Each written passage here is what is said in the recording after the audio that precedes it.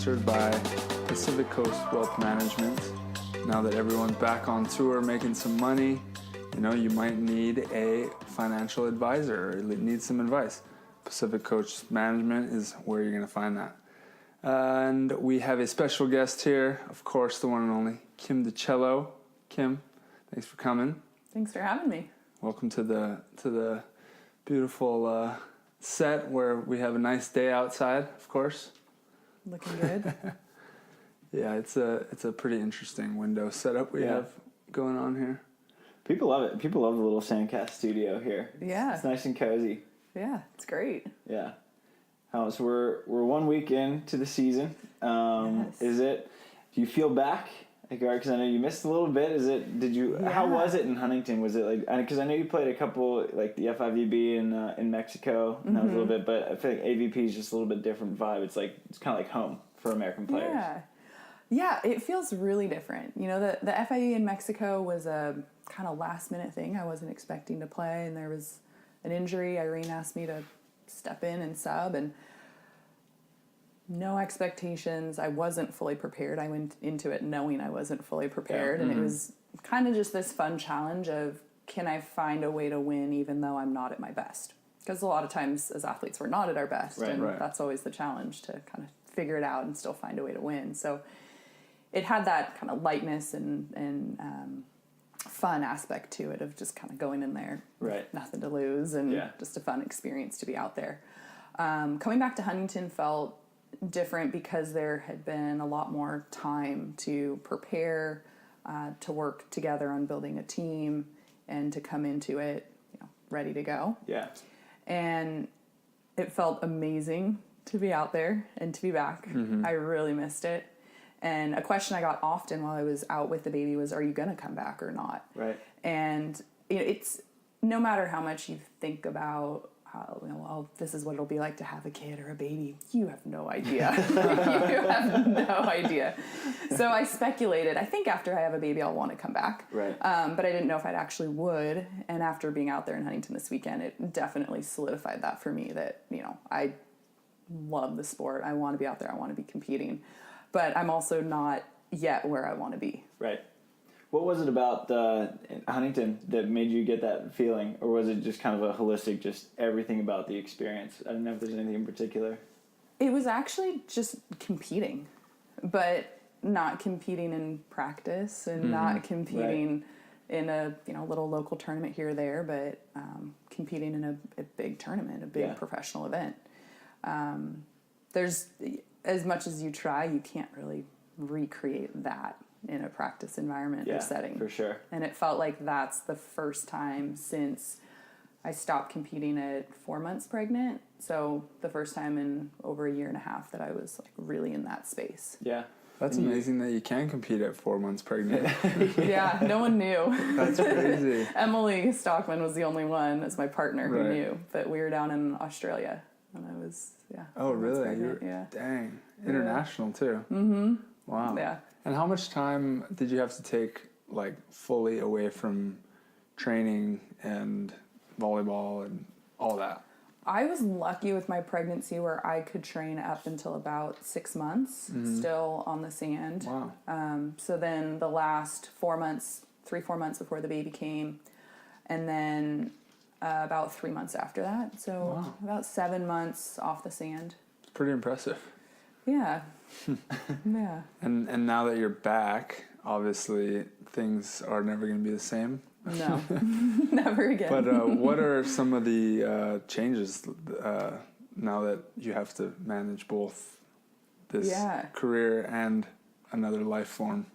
Yeah, it's something I've been thinking through recently. As you change, and these changes happen, and then sometimes it takes a little bit of time to process and understand how you've changed. Totally. And what I've realized is, since the baby was born, I spent, from when the baby was born till Huntington was 10 and a half months. And before the baby, I was this really intense, fierce competitor. Yeah. And not angry, but maybe a little feisty.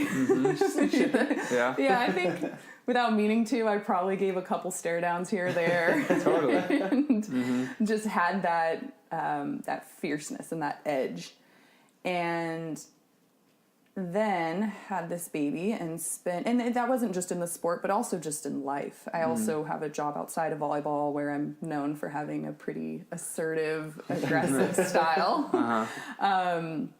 You know, in my relationship with my husband too, you know, I work on being more sympathetic and compassionate when he's sick, but I'm not the most nurturing intrinsically. But after having the baby, oh my gosh, this flipped.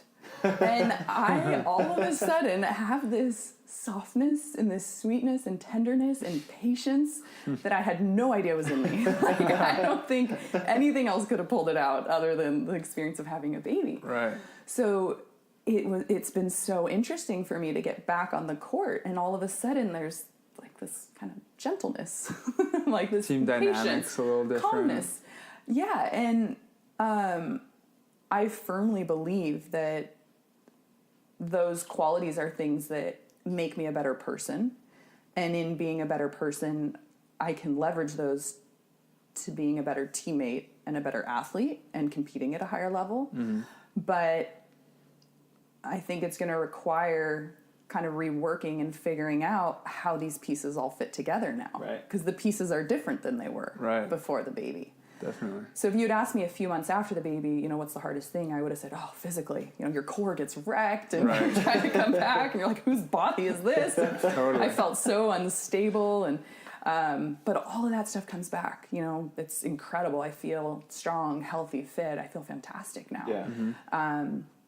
So now it's just kind of this mental piece of like getting that fire back. Right. And I think for me, competing in Huntington was one of the things that was necessary to kind of like light that fire a little bit again and help me to understand that, yeah, as a mom in that space, you know, I am very patient and soft and kind and loving, but I still also have this like fierce competitive side in me. Yeah. It's been fun because I'm working on a Mother's Day story just on moms and beach volleyball, and it's fun just talking. I talked to Janelle Allen and the Linquist sisters, and then and Carrie, who found out that she was pregnant with, I think, Scout during the 2012 Olympics. So that's an interesting time to find out you're pregnant, but it's funny to see that just it impacts everyone very differently. Yes. Because Carrie was talking about it, she's like, yeah, when I had kids, I just like, she fell in love with the game even more just because like it was more, like she got so much more joy out of it too, where she was able to see just like how great being able to do this is. I don't know, it's fun to see the different perspective flips that it adds to people's lives. Yeah, and you can't predict it. Right. You know, you can't plan it. There's no way to know how that experience is going to change you, but it's really cool to find this whole nother dimension to yourself. And I know with one thing that women have to go through that guys don't is the timing of a pregnancy. Because, you know, like, if a guy's, like, wife is pregnant, he doesn't have to take, you know, a year and a half off, you know, to have the baby. Like, he's just supportive, you know? And he might take a couple weeks off when it's a newborn. But how do you go about just timing? Like, what's that discussion like? I would have no idea. I wouldn't be able to empathize. Well, so my husband and I were married 8 years before we had a baby. And, you know, I joked I would have had a baby a lot earlier if he could have carried it. And now when people ask when we're going to have our second, I say, well, if Mark could carry it, we'd have another one now. You can't really time it.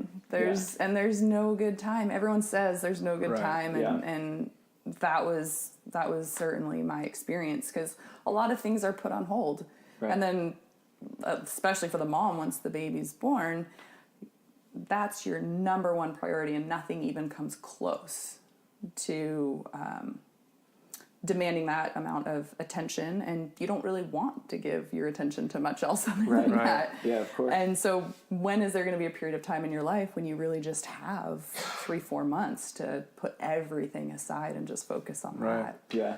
I was thinking about that, like when you know, as an athlete, or I mean any job, you want to give as much time as you can and effort towards that job to being the best you can be. Probably even more so as athletes, you know. But then you have this kid now.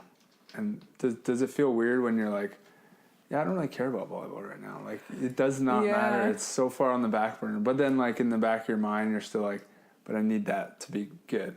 Like, I need that to still be great for me. Yeah. You know? How do you balance that now? Well, that certainly does tie into that conversation that we had earlier about not only having that kind of softness and tenderness, but also having something that feels so much more important than anything else in your life has ever felt.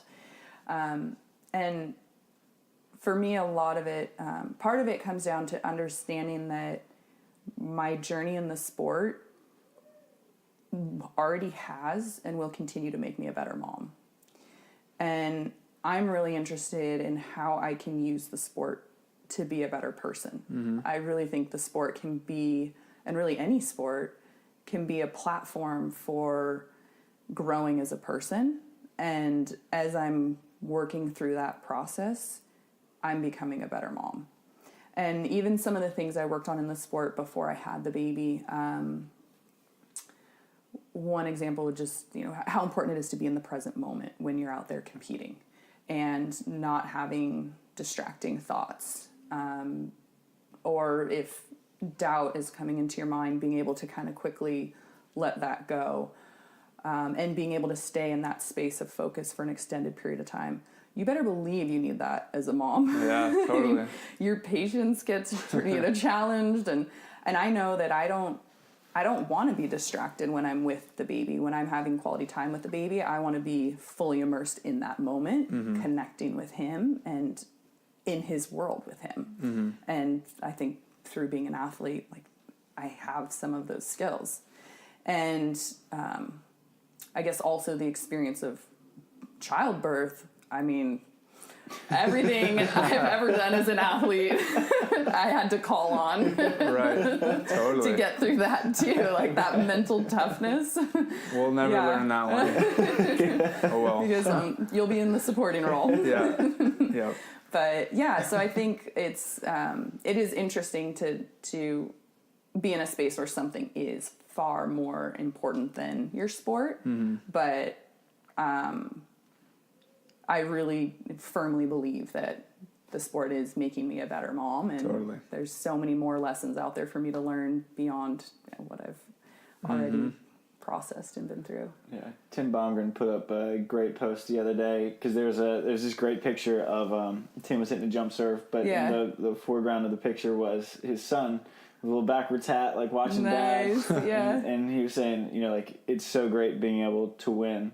He's like, but it's way more important to, like, be a good example for, like, the kid who's watching me right there. And like, Tim's, like, one of the greatest humans I've ever met. Totally. I can't wait to be like Tim Baumgren when I grow up. But but I think, like, that's a perspective that parents get, is that, like, it's so, it's so much more than winning, especially in beach volleyball where, like, the tangible rewards are so little that there has to be something more, like, internally driven. So it's fun to see, like, the value that parents get out of stuff like that. That's what I was thinking when you first said, like, how it changed. You just, like, snapped into being a different, more caring person. I'm like, my first thought is, like, I guess now everything you do is going to rub off on this other person. So now you're, like, thinking twice. It's not all about you. It's like, well, I could snap right now, but I don't want to teach my little person that, so I'm going to choose to do things this way now. Yeah, absolutely. That's wild. I'm going to have to count how many different references we can have to, like, child. We have, like, this little person.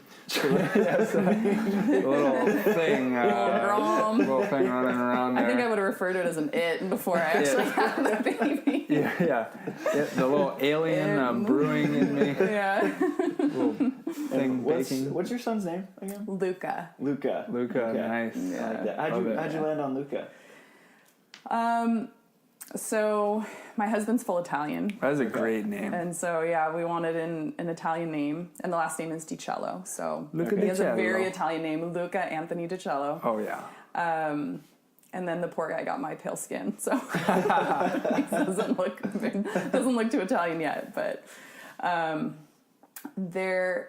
had liked the name for a while, and I hadn't told my husband yet that it was a name I was really interested in. And my husband's absolute favorite food is pizza, and we were out at a pizza place that was owned by an Italian man named Luca. So the pizza was really good, and that's why my husband was interested. Perfect timing. You're going to have to take a look at the Luca. pizza place and be like, this is the guy you're named after. Yeah, exactly. Yeah. He makes a damn good pepperoni pizza. Yep. Wow. What about your that first FIVB experience? Did it kind of spark, or do you know what direction you want to go now in terms of international? And because I'm sure, actually no, there's pregnancy points, yeah. right? So how did those pregnancy points work now, and what are your goals going forward internationally? Yeah, so I haven't actually dug into the points and where I'm at and all of that. Nice. There are pregnancy points that I do have. Yeah, but is it watered down? Like, yeah, I know think the injury it's 70. points. I think you lose 25%, and Okay. then also the last season I played, I believe finishes were worth a little bit less. Okay, so 'Cause you're in last my year the boat. points went up. Yeah, That's what, it's not a good boat to be I think in. I had the pregnant. I thought they would have more, mercy for the pregnant women. Yeah. Like, Adjust to the rate of inflation. Type well, deal. totally that, but that's Yeah. exactly what I had to deal with. Yeah. And I'm still adding finishes, but yeah, I have like Grand Slam fifths that are worth less than a 4-star 17th now. Oh, Oh dear. Yeah, Oh dear. I have brutal. my worst finish right now is a Grand Slam fifth. Brutal. it's like a 5-star. But I got paid as much as like winning an AVP or like winning a 4-star. Yeah, it's a give and take. Well, yeah, but it's just crazy how Yeah. the inflation's Man. changed over Yeah. time. Yeah.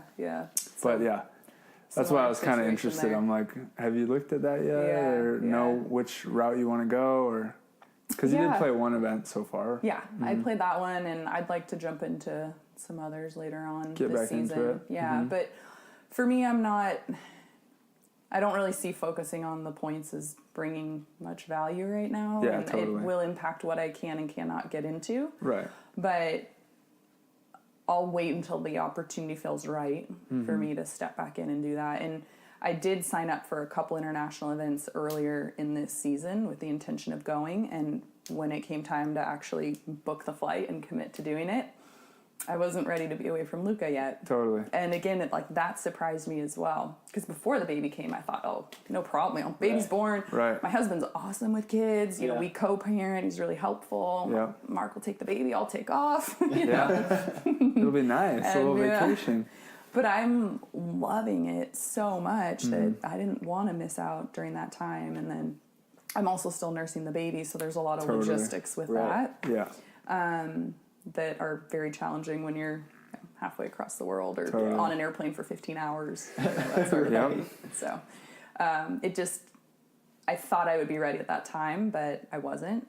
And so I'm going to give myself whatever length of time I need to Till it feels gear up right. and feel good. Yeah. That's the cool thing about our sport too, is that you can play late into your 30s, even Yeah. 40s for some of these athletes. So it's Yeah. not like your prime is gone Totally. in your, when you're 33, like a basketball player, Yeah.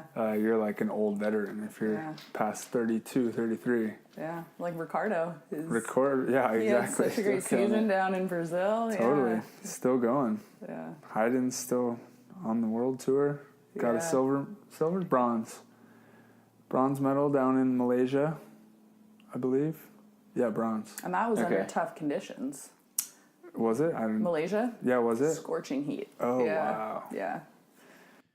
Don't hit that skip button, y'all. We'll be right back here after a word from our sponsors who keep the show going. And first off, since it's AVP season, we're going to lead off with our guys from Wilson. Everybody knows who makes the best beach volleyball in the game. That is Wilson Volleyball. So since we're in the middle of AVP season, it's time to head over to wilsonvolleyball.com, and you can use our discount code WilsonSand to get 20% off. So sometimes when you need a rack of 10 volleyballs, that can add up quick. Take 20% off with Wilson Sand to play the best volleyball in the game. Also brought to you by our guys at Firefly Recovery.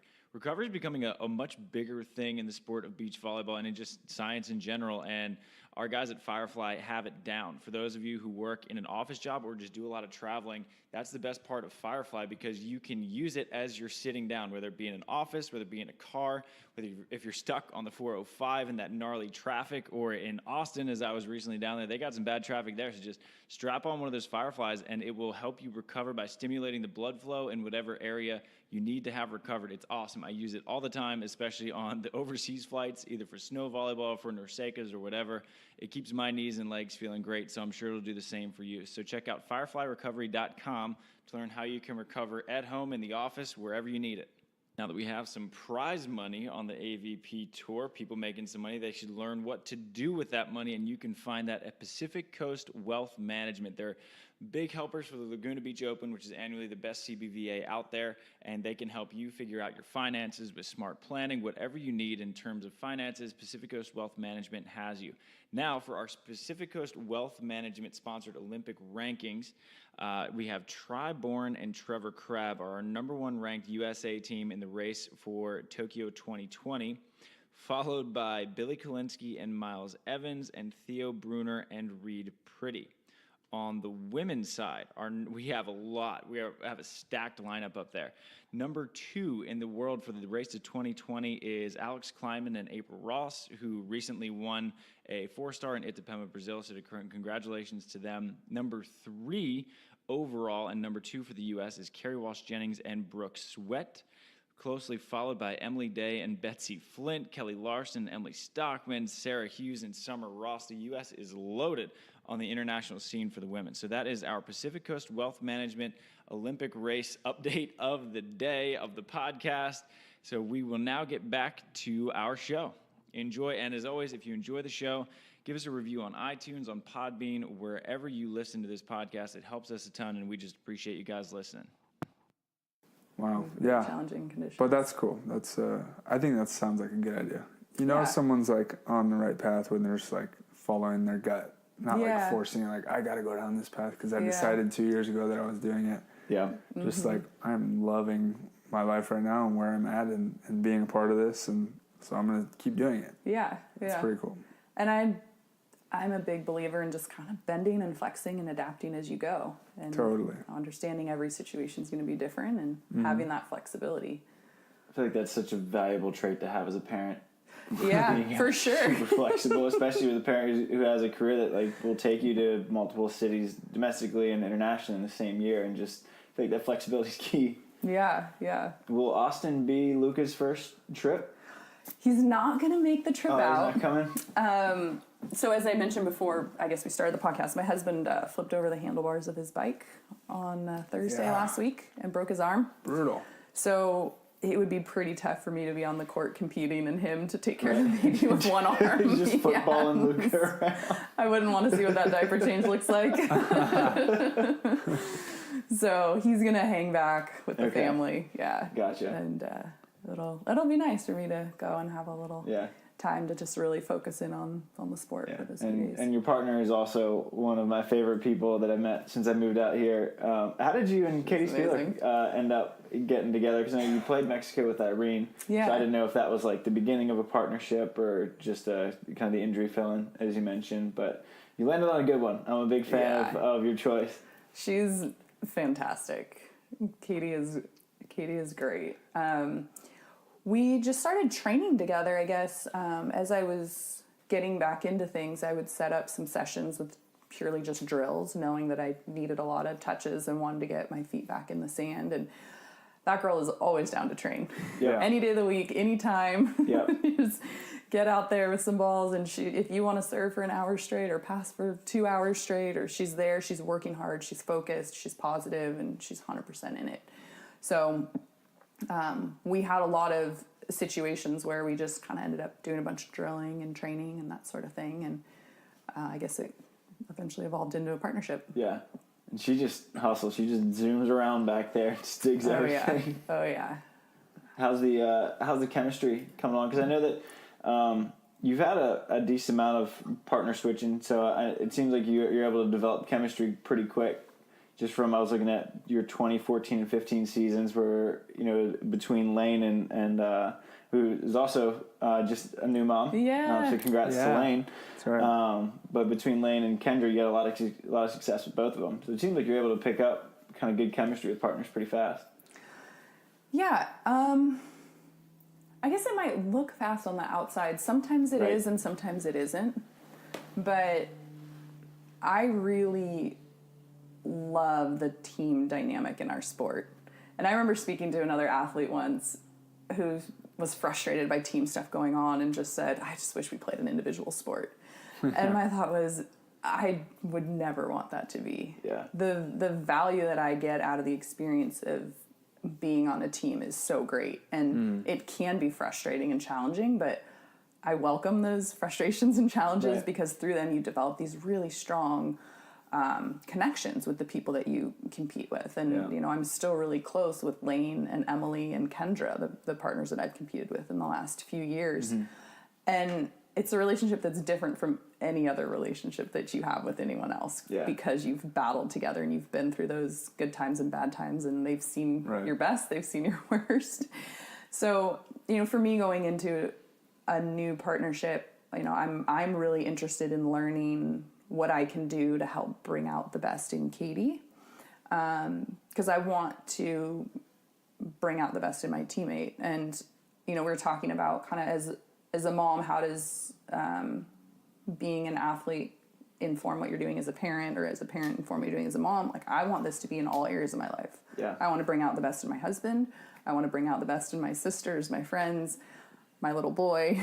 And so doing it on the volleyball court is just another space where I get to do that with there being, you know, a competitive environment and maybe some pressure, high stakes, different fun things like that.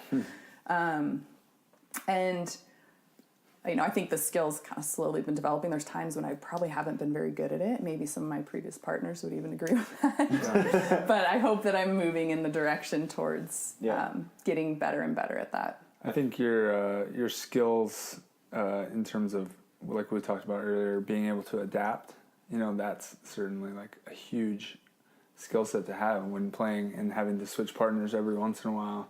Because, I mean, I just switched partners too, so I'm learning like all the things that I thought were my strengths before, I can't exactly use with my new partner, you know? Yeah. So you have to be open to like changing your game, even though you're like, but I was so good at this one thing before. Why don't you just do it? But like, I can't ask Trevor to play like John Hayden. Yeah. Like, that's such opposite styles. So really, it's so valuable for me to adapt to what's best for this specific partner. Yeah. But then you learn that, oh, I'm just as good. You know, I have all these other strengths, and you know, it's cool to be open and be able to learn that skill set as well.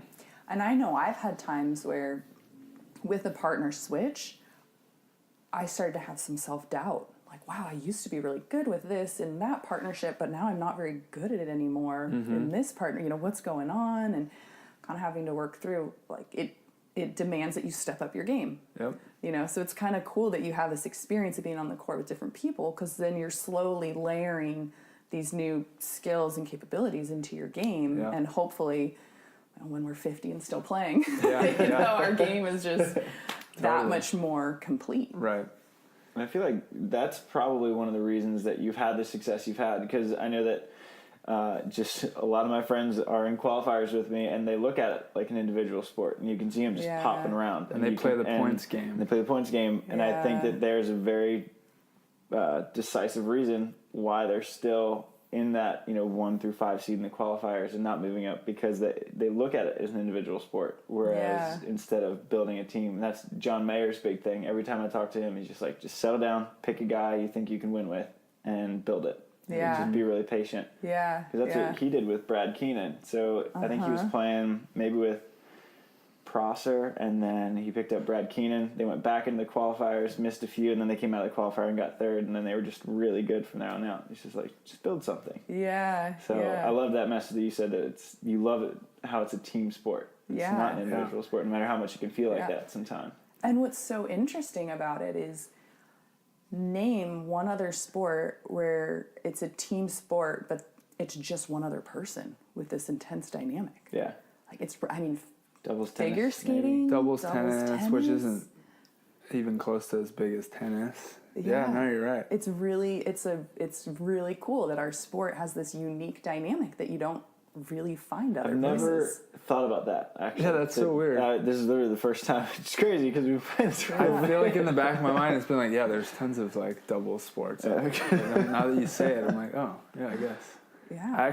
I read a book, Open by Great book. Andre Agassi. Yeah. And a lot of it, it's kind of like about the depressing and really hard times of his career. Yeah. And the thing he brings up a lot is that tennis is such a lonely sport. Yes. Because it's like FIVB, your coach can't be there. Mm-hmm. You know, obviously they make a lot of money at the top and they can fly people around, but once you're down on the court, it's just you. And it's just you in your head, and you can't talk to anyone, you can't bounce ideas off anyone, you're just down there. And he talks about it like it's like the loneliest, most depressing thing ever. Yeah. It's, it was a really I don't good know. book. Are you a reader? Mm-hmm. Yeah, I don't know if you've read that one, but it's phenomenal. Really Okay. Yeah, like that's one of add it to like my the top list. 5 ones that I read last year. That book got me Okay. reading. Yeah. I didn't read much before. Really? And I got into that one. I was like, all right, I can learn stuff. This is great. You definitely can learn stuff by I can reading. upload information. Wow. Well, I yeah. finally finished Atlas Shrugged today. That thing is 1,071 pages. That's an interesting I might one not to get take to any on. 1,000-page books. I don't know about that. Maybe one day. I looked up, it was like 600,000 words. I was like, that is like 10 of my books. How long did it take you to read? I started, I got it for Christmas, so I started like New Year's. And Okay. it was a lot. I would like Yeah. take a break and supplement with like, so I read like The Inner Game of Tennis. I don't know Okay. if you read that Yeah. one, but that's great for Yeah. athletes. And then I finally finished it today. I was like, whew. Like, it was really good. It was a Yeah. lot. That's how Zen and the Art of Motorcycle Maintenance was for me. Have you guys heard of that book? I've I heard have of heard it. of it. Yeah. I heard it's great. Emily made fun of me because the whole season we traveled, I had this same book with me. Is it like She's Is it like, really Are long? you ever going to finish this? Damn it, I've been wanting to read that, but it's really long. I get so It took ADD. me a while to read. If you're really It'll take ADD, me 3 times as long as you. it's dense. If you just quickly read through it, you could probably finish it. Mm-hmm. But I found the content to be dense, and I had to read and sometimes even reread Mm-hmm. stuff to let it all sink in. It's a philosophy book, so it's Maybe I'll Sparks Notes that one. Yeah. yeah. I actually will read like 3/4 of a book and be like, I feel like I get it. I'm just like, I don't want to pick the book up Yeah, anymore. well, that's pretty valuable. You know, if you read Mindset, like once you read the first 50 pages, you're good. Like, growth I guess. mindset's good. What I like Fixed about mindset. finishing the book is that it's like really imprinting it in your brain. You Yeah. know? If you read it in the beginning, you get the idea, like, that's cool, and then you forget about it. Yeah. But if you keep reading it and it keeps repeating the message, then it like really ingrains in you. So I make myself try to finish books, but I have been known to just quit 3/4 of the way through. I'm like, I got it.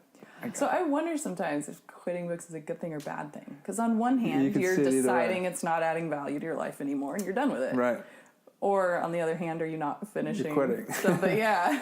So I wonder. Well, if I quit about the it. book, then I tell myself that it's, I'm following my gut. Yeah. I got the message, and it's not entertaining me anymore. Yeah. And then if I finish it, then I'm like, all right, Yeah. great job. You persevered. My thing is just Win-win. as a Yeah. writer, I'm just like, someone took the time to write this book, deserves to be finished. Yeah, you got a different I perspective. can see that. Shit. I actually have a really hard time not finishing a book. Yeah. Yeah. You don't want I'll like the stick bookmark to it. just sitting there. You just like go back in the bookshelf and you're like, Yeah. that damn bookmark. It would haunt me. It would definitely haunt me. Yeah. You mentioned that you have a career outside of beach volleyball, as Yeah. does almost everybody in this sport. So what do you do off the court? Yeah, I'm a total nerd. I'm Love just going to that. put that out there right now. That's a job?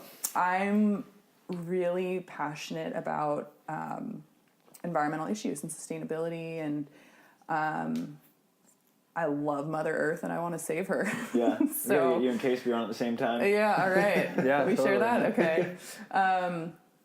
I'm a nature kid. I love being outdoors and always have, and I want to do what I can to contribute in that space. So for the last 11 years, I've been in the energy efficiency industry, and it's rad. I work with a team, and together we are committed to finding ways to help mostly commercial buildings to reduce their energy consumption. So it could be through the introduction of new technologies, new capital equipment, new control systems, or it could be as simple as improving their maintenance practices, how they have their controls programmed. So there's a retro commissioning program that I'm working on right now, and then another one that's a hot water heating program that's focused on saving therms gas. Yeah. I shouldn't talk too much about this. I'm totally going to lose all the listeners, but cool. Yeah, it's really cool. I love it. Yeah. And you can see it. yeah, it's a really inspiring group of people I work with, and it's amazing at the end of every year to see how many kilowatt hours or therms we've saved as a group, and the impact that we've had, and also helping a lot of businesses to save money. Sometimes it's schools that we're helping out, or government buildings. Yeah, all sorts it's nice of when you can save money and save the environment at the same time. Yeah, well, that's It's what a I'm, good incentive. yeah, Totally. I'm really interested in. I'm a tree hugger at heart, but I think the biggest impact can be made by introducing solutions that also support our economy, Right. support growth, support Yeah. people trying to do. It's kind of this like win-win intersection of what's right for the environment and also what's going to help keep our economy strong and Yeah.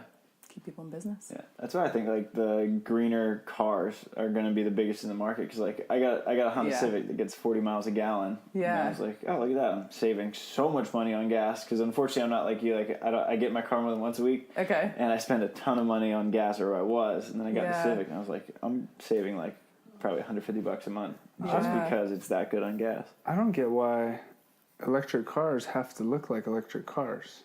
You don't like the look of the Teslas? I mean, okay, Tesla's Well, like nice, the let's be Nissan honest. Leaf, it's not a good looking car. In general, you Yeah. can look at an electric car, and before the Teslas came out, there's some pretty nice ones nowadays.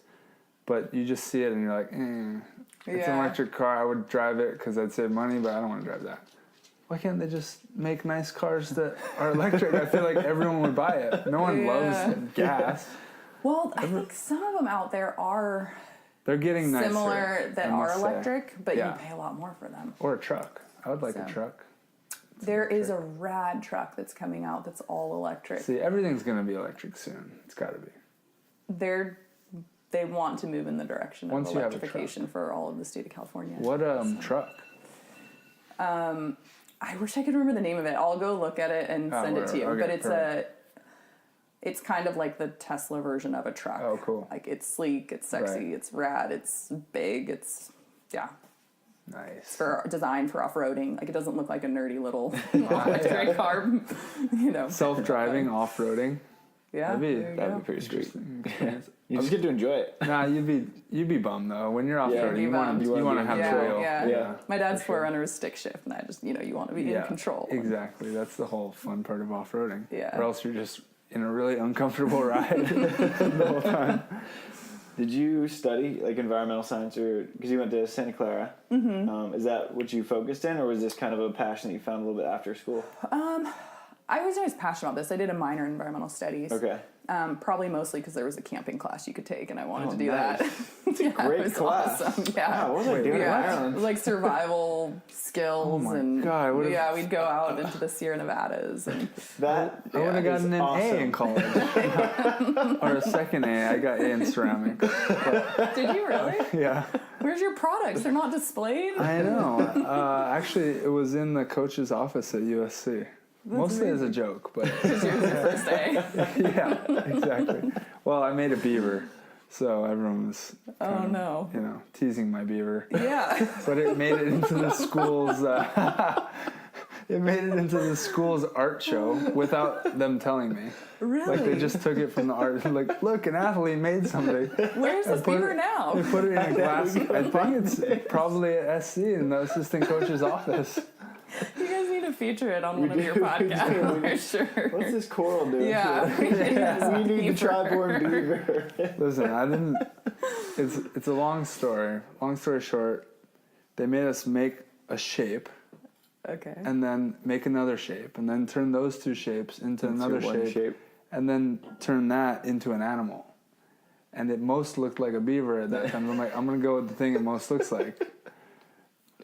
So I didn't like choose just to make. I was like, yes, I really want to create a beaver out of clay. Yeah. And it actually looked weird at the end, which is why I don't know why they put it in a glass case. That's so funny. Yeah. Anyway, that's a random Awesome story. that you had a survival class. How did we get to that? Yeah, that was Survival, my environmental ceramics, studies class. Beavers. Beavers. Yeah. Okay. Wow. Yeah. I studied finance, and then I did a minor in environmental studies, and then I actually took a redshirt year. Okay. So I was considering doing my MBA with the extra year, but decided instead to get a BA in theological studies. So. Okay. Interesting combination. Totally. But everyone was like, are you going to do finance for the church? Or what do you do with that combo? The combo of finance and the environment, especially in California, especially now, is probably like that probably looks great. Yeah. Probably pretty prescient move on your part. Yeah, that I was just interested in both, but worked out. Yeah. I'm just thinking environment, big companies using a lot of energy. I mean, what do you think about the AVP tour? Like being on a beach, bringing in all this energy to a beach, and I know they clean up really well after themselves and all that. What comes to mind when you think about that? I haven't really thought much about the consumption of the AVP. It's bad. I have to kind of watch myself in social situations because I get bothered by a lot of waste. Oh, right, yeah. And when I see the water bottles in the boxes. Totally. I for sure have little pet peeves where you just see how much trash and waste sometimes gets thrown around. So they could do water bottles like this, like refillable. Yeah. Having That'd a cooler cool. there and That'd give each athlete their hydro flask or you whatever. Should just have one of those big jugs like right behind the. Yeah. So you just fill her up right there. Perfect. There we go. That's what I bet they'd adopt that. Last year, so. Amazon was doing these little videos. So K-Spear was walking around there asking people what their biggest pet peeve about their partner was. And so Reed Pretty had these little 8-ounce water bottles. Yeah. He would just slam and then he'd crunch it out. And K-Spear was like, Reed, can you get a hydro flask? Yeah. You can refill them. You don't have to use 100 water bottles per head. Jerry was getting all worked up about it. I know. I have to turn it off a little bit because sometimes if you really start looking at it, there's an excessive amount of waste all over I mean, even little things like when you get your food to go. Have you ever gotten food to go somewhere and you walk out with your brown bag and all the spoons and forks? You can bring your own container. They'll put your burrito right in there. I definitely don't HMC have exactly Mexican what cuisine. you're talking about on the table. Yeah. I don't know what you're talking about. I never want to judge anyone, but I always like to kind of encourage everyone to be mindful about I it. never thought about Totally. Yeah, there's a lot of little things that we kind of overlook that we all can be doing.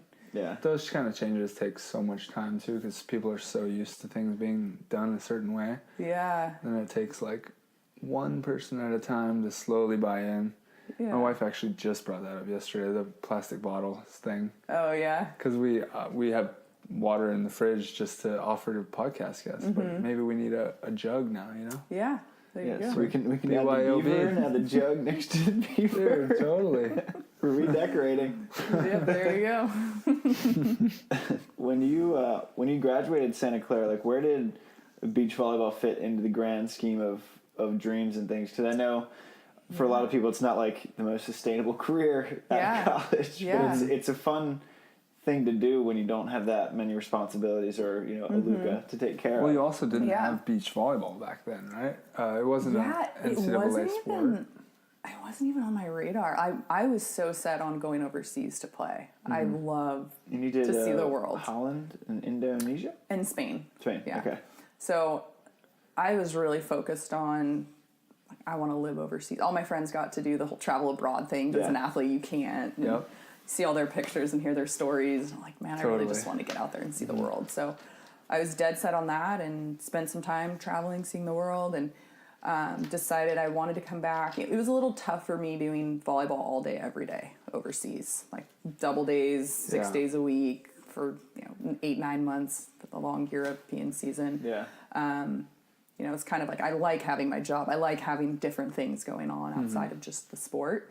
So I came back and I thought I was done with volleyball, and I got my job and started working, and every day after work I would go to the beach and play volleyball, and I could not wait to get off work, kick off the heels, put on the bikini, and run. I lived across the street from the court, so I would run across the streets barefoot with my one volleyball. And I would play co-ed volleyball till the sun set, and then I'd jump in the ocean and go home and do it all over again the next day. And there were a couple teams that were playing on tour, and they asked me to come be their sparring dummy. Like, can you just hit a bunch of balls? Can you serve a bunch of balls? And so, yeah, sure, I'll do that. Kind of jumped in and do that. And from there, it just organically developed. I was like, oh, I guess I'll jump. You know, someone asked me to play in a qualifier, and I did, and kind of grew from there. So it wasn't, today you see so many athletes that graduate from college and like, I'm going to, be a pro. I want to go to the Olympics, that sort of thing. Or they're doing that in college now, right? Yeah. Which is crazy to think how much of a head start they have. Yeah. But you can see it as a head start, or it's just a different experience. Totally. Because I don't know if I would trade my indoor days for beach if I could. Would you? That's something, no, You for wouldn't? sure, because I feel like I gained so much experience out there. And some stuff that a lot of these players who never got to go overseas and experience the pressures of being a foreigner on a team, which is like, a team can hire one person in the world, or two, depending on the teams, and they hired you. And they flew you across the world to their town where there's these fans you're representing these fans in a random city. And it's like a pressure that you can't really simulate on the beach, especially because we're not representing any kind of organization or, So I think that kind of pressure that I learned how to play under was huge for what I'm doing now. And yeah, I mean, just the team environment as well, I think there's a lot more on your plate, I feel like, in that sense. But then I could also argue that on the beach, there's a lot more on our plate. It's just different. Like you said. Yeah. And the pressure, there's a lot of pressure, I think, especially going straight out of college. I think one of the things that we might see a lot of, too, from the college girls is burning out pretty early. Because the college season is just reps and getting in the gym and then competing, and then it's AVP season, and then after AVP season, they're back in the college training. And so, like, Skylar Caputo, who she made semis in Seattle with Pavin 2 years ago, she plays for Pepperdine, and as soon as it was over, she's like, I'm over it. So she's probably going to take a while off of volleyball. And I think, like, we'll probably see a lot of that. But, like, with indoor, or like you mentioned, like, run out of the office, you were just so stoked to be able to play. Oh, yeah. I'm sure that's great for your perspective now, too, that, like, if you have a tough loss, like, you can remember, like, those days you just sprinted out to the beach and, like, this is just what we do. Like, it just gives us a ton of joy. Yeah. So I feel like when you have it as a job from the time you're really now in high school trying to get recruited for college, like, that's your purpose, get a scholarship. And then scholarship to win a national championship, it's always, like, you lose that sense of just playing for fun sometimes. And you always have something on the line. So I think college is great for the developmental side of things, but like you said, it's just a different experience. Yeah. So I think it's valuable. Yeah, and even at the junior level, they're playing so much. You know, when I was pregnant, I jumped in and coached a couple girls just for fun to keep me in the sport and stay involved. And they were junior, senior age. And I was shocked by the number of tournaments they play each summer. Like, it's a lot. And tournaments are long days. I think you got to cross-train, too. I think that's some of the most valuable thing about my childhood was cross-training. Like, I didn't learn my work ethic. In fact, volleyball was the easiest thing I did. Like, all my other sports were hard. Soccer, you had conditioning. Basketball, you have conditioning. Volleyball was like, I just went and screwed around with my friends, and it was fun. But now that I'm, like, went to college and turned professional, like, all that work ethic that I learned and being able to, sustain really hard workouts. And, I mean, every sport taught me something different. But I feel like that cross-training was just so valuable for me. And kids that only play one sport and have, like, the same coach yelling at them for years, like, they don't learn as much of that adaptability that we were talking about earlier. Yeah. You have to learn how to adapt to different coaches, different teammates, different sports, different skill sets and movements and different muscles. Because we're starting, it's like, we're in this, like, era of specialization in sports. It's getting pretty bad. So, like, ACL tears. I remember when I used to work at the Washington Post when I graduated college, and we did this huge thing on ACL tears for women's basketball players jumps up like 20% every year because kids are just playing year round, so you're just using that like same muscle. Whereas if you were playing like basketball, then softball, then soccer, and then whatever else you would want to play, like you're just using your muscles in different ways. Like we were just talking about like the ACL tears at University of Maryland for the quarterbacks. It's just like they're just overdeveloped in some spots because they don't develop all the other muscles from cross training. Another interesting one that came up, a friend of mine's a collegiate coach, and she had, I want to say 4 or 5 girls on her team with a labral tear in their hip at college age. Cool. And I mean, it's weird. Likely, but I would think it could very well be due to overuse. Yeah. And kind of just competing in one sport only and overdeveloping certain muscles and not having that balance. Yeah. It's the same coach and the same program. You could also argue, like, I mean, they're running the same kind of drills year over year. So that whatever move that is that bothers that specific thing, they just keep pounding that specific thing. Yeah. Yeah. It's interesting. When did you see beach start to take a little bit bigger of a role? Because you were the sparring dummy for a little bit, and then you're in and out of qualifiers, making a couple main draws. I feel like 2014 seemed like kind of a breakout for you. Because is that when you started playing with Lane? Mm-hmm. Yeah, Okay. I played with Teal Hunkus, and she's no longer on tour. But yeah, it was probably around when I started playing with the elite development program and kind of got outside of just the San Diego scene and was driving up to LA for training, and then started to get involved with some of the other athletes that were up in this area. So I think it was probably a little higher level of competition, and but I actually think I made the biggest jumps in my game in 2013, but alignment with partners or for whatever reason, results didn't show it in that year. But I think that's where I had the most growth as an athlete. And then it was almost as though the results came the following year, which I think sometimes happens in the sport with athletes. So in 2014, things lined up with a couple great partnerships with TL and with Lane, and that's when everything kind of came together. Yeah. In 2014, you had to have set a record for most Norsekas played in a season. I was looking at it. You played 8. Did I really? That's so many. The Caribbean tour. We had so much fun. So this was before I even knew that much. So you guys have to understand, I literally came from being the sparring dump. Like, I didn't really know anything about the sport. It was AVP. I didn't really know what FIVB was. So there was a point when I had enough points through Norsekas to be getting into Grand Slams, but I wasn't registering for them. Our mascot's back. I didn't even really know about them or the process for signing up, or wasn't really involved with USA Volleyball at the time. So we were just having a good time. Teal and I were going to the Cayman Islands. We were going to... I've heard that's a great trip. Amazing. Mm-hmm. Yeah. Well, plus Norsekas were worth more back then, so it made more sense. Yeah. Right? Well, and I had 0 points at the start of the season because I had done no international. There you go. So it was just, But now Norseka's like, you could go win every Norseka. It's the equivalent of a 1-star. Okay, yeah. So you win every Norseka and you'll be eligible for 2 stars. Yes, when I got second and got 90 points, which wasn't enough to get me and Hagen in a 2-star earlier.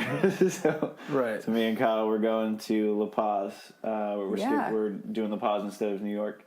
So you can swim with the whale sharks there? And you got to do it. Oh, what? Is that a thing? They'll set it up for you. Yeah, No way. the promoters will. Yeah, I've always wanted to swim with whale sharks. Well, you need to go to La Paz. And real sharks. I didn't know whale shark was a thing. That, There's a direct flight out of Tijuana if you... You didn't know whale sharks a thing? No. Dude. What? We got to work more of our massive. planet. Whales Yeah. that are sharks. Yeah. I think Stafford was on that trip as well. Probably. That's like a bucket lister He's played for so me. many Norsekas. Yeah. And I think we had the GoPro with us. Do they let you swim like out and away? Yeah. From the boat and... Yeah, the boat will go, the whale shark swimming, right? And the boat will kind of go in front and stop. And then you jump off. Right. So there's a point, I think I swam under and then looked up and the whale was kind of went That's over. what I want to do. Amazing. Are these so they have like the personalities of whales, like they're not Yes. Okay. They're very mellow. They're Yeah. probably even Scared of more sharks. mellow than whales. Yeah. They don't even seem to mind that you're Yeah, there. they're just cruising. Yeah. You just have to swim real hard to keep up with them, and I think I got a hamstring cramp at one point because I had fins on too, and I was like trying to, race a whale. You gotta plan Yes. race a whale. Sorry, Teal, you're gonna have the option a lot. Try to catch a shark. Yeah. Don't have a hamstring yet. That's pretty awesome. Yeah, but definitely do it. I want to do that trip now. Yeah. Good to know. Yeah. Anytime I go on a Norsega, I'm gonna shoot you a text and be like, how's this? Totally. You got to seek out adventure wherever you go. Yeah, for sure. Mountain biking in Stad, that's I hear that's great. yeah. Yeah. I actually haven't done that yet. I didn't even. Well, you're I've been probably to going really Stad. deep in the tournament, so. Yes. Last time I had a day off though. Oh, you did have And we tried to catch the gondola up to the top, but it was like closed, and I think I was too lazy to bike. You can take a bike on the gondola up, and then you just ride. Bike Yeah, we might have been all the trying way to do down. that where you just ride down, but I didn't get to do it. We'll be back. We'll be back. But we'll be winning. So hopefully we can't. Exactly. You're first. You always hope you can't. Yeah. We'll see. It's a win-win. I think the first time I saw you play was 2016 New Orleans when you were playing with Kendra. Yeah. That was the first AVP I ever went to. Oh, awesome. And so that was That was played bad Gina. weather out there. Yeah. For your that first was one. that was when the qualifier was shortened to games to 11, Oh, 11, dear. and 7. Yeah. I was like, all right, this is what I'm getting into. Did you qualify? No, that was like my first qualifier. I was Okay. really bad. Okay. We lost 7-5 in the third set.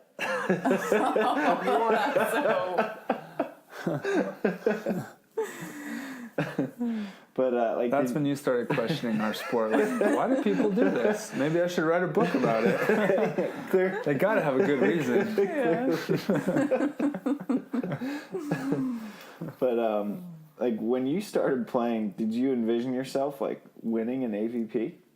Because that was a big jump. No you made way. from- I think yeah. when I started playing, I envisioned myself maybe qualifying if I had a Yeah. good day at some point. Yeah. Yeah, I mean, it was. There's a good friend of mine down in San Diego who runs a beach volleyball club and had been in the sport for a long time, and she will joke about the first time she met me when I came out to practice and how absolutely terrible I was. There was no ball control, and and I don't remember being that bad, but Yeah.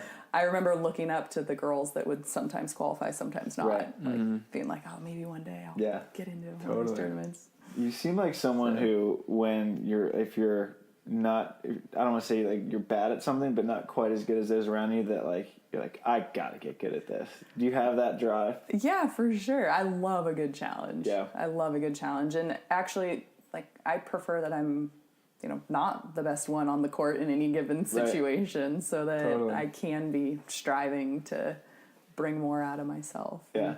Yeah. It's such a good mindset to have, especially in this sport where like you're not going to win everyone. Yeah. Yeah. Yeah. What's your process after losing, like in Huntington? Like, how do you kind of absorb that and take it and learn from it? Because I feel like everybody does that a little bit differently. Yeah, and I've also done it differently at different points in my Right. career.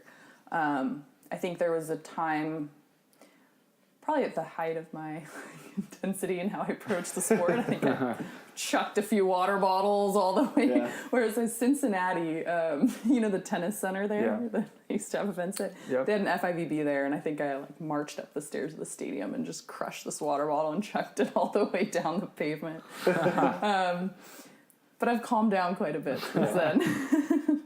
Maybe I'm maturing.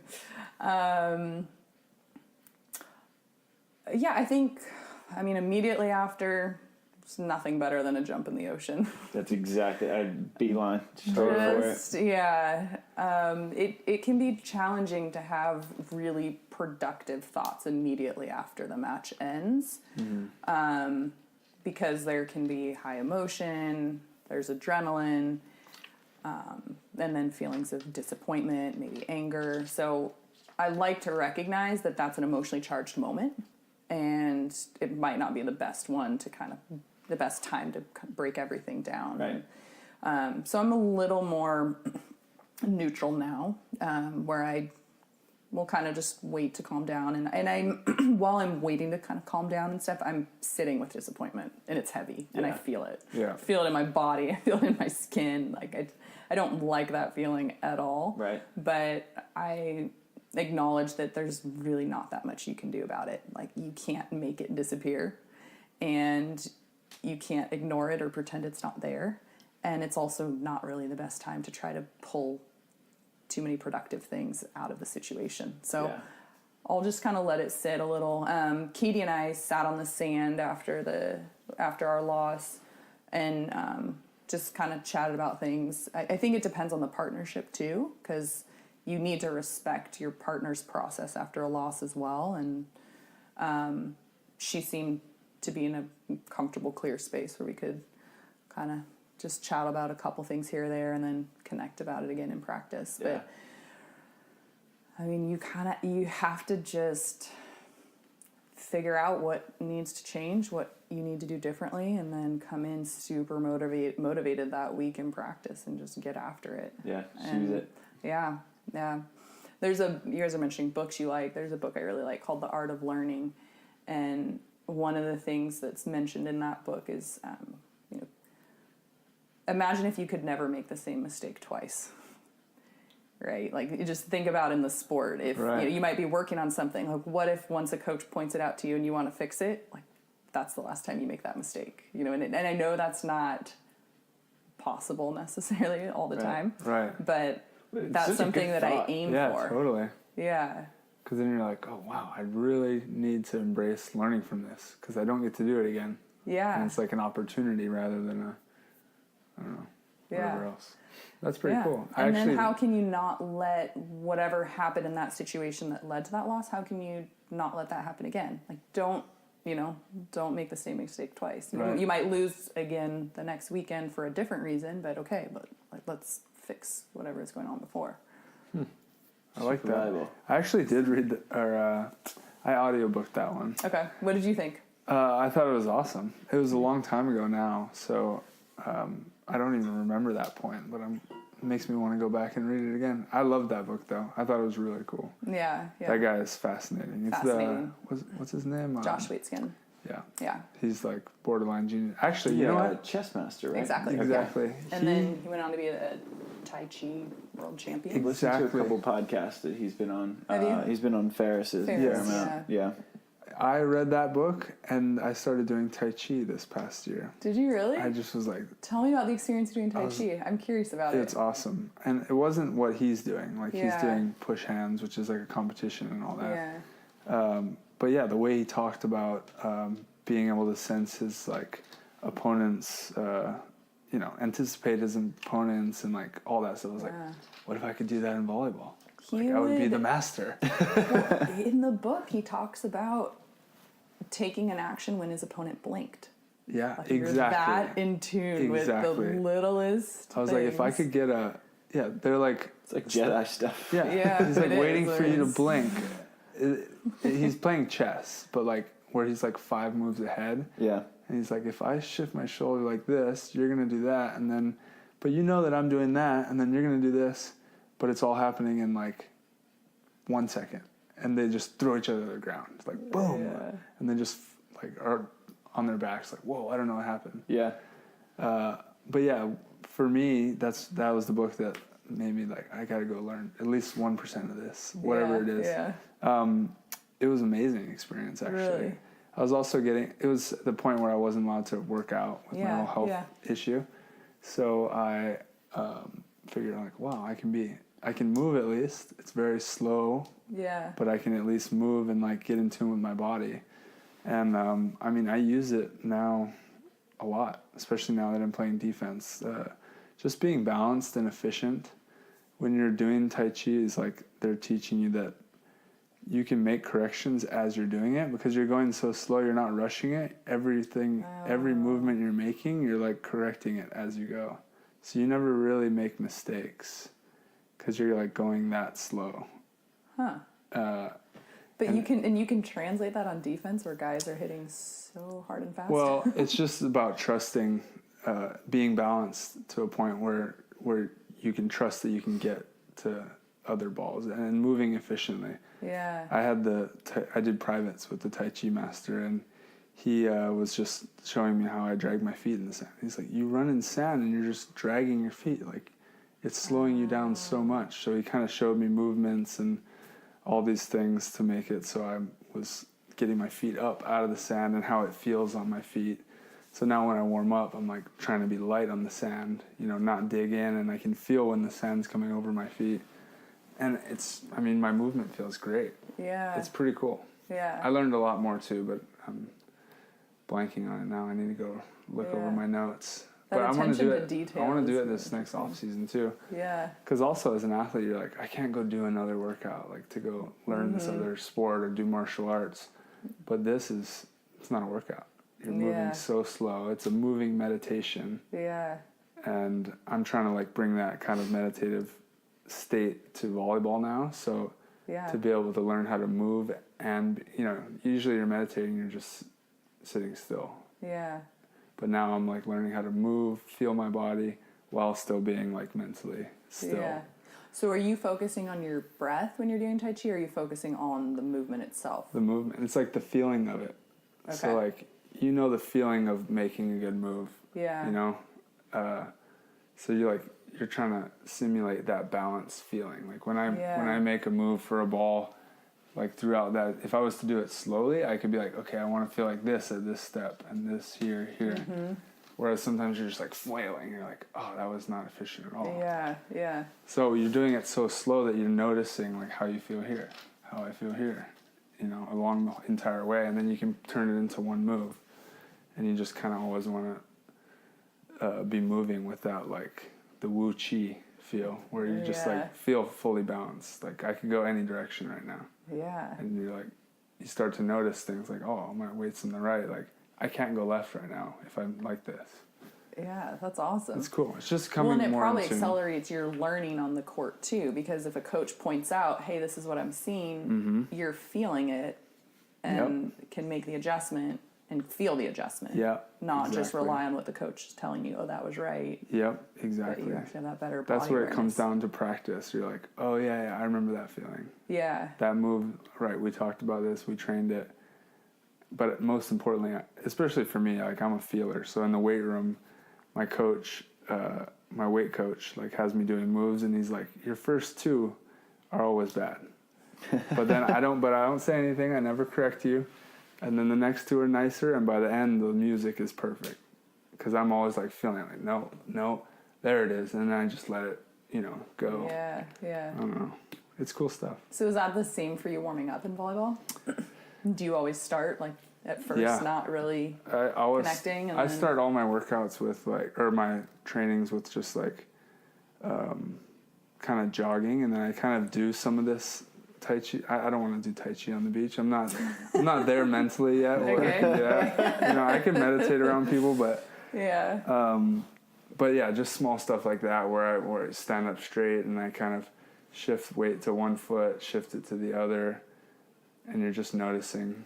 And then like my defensive stance, which is just neutral, that's where I'm mostly trying to feel that balanced. Yeah.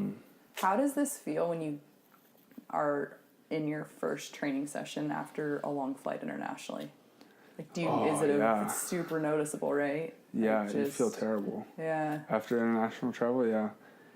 But that's the cool thing is like you start to notice like, oh yeah, I felt terrible, and then the next day my body found it. Yeah. So you can trust it. You can be like, I feel like I had the worst practice of my life, and I have the biggest match of my life tomorrow, but I can trust that my body's gonna find it. It's fine. Whereas like when you're younger, you might be like, this is not good. Like I cannot practice bad today because I have such a bad match tomorrow, you know? Yeah. Whereas now you're like, you've done it so much, you're like, my body's got this. It's got it. Don't worry about it. Do you think the Tai Chi helps you to kind of get where you want to be before a match after the international travel? Yeah, I think so. I mean, I haven't been on the world tour full time yet, really. You know, I'm actually leaving Sunday.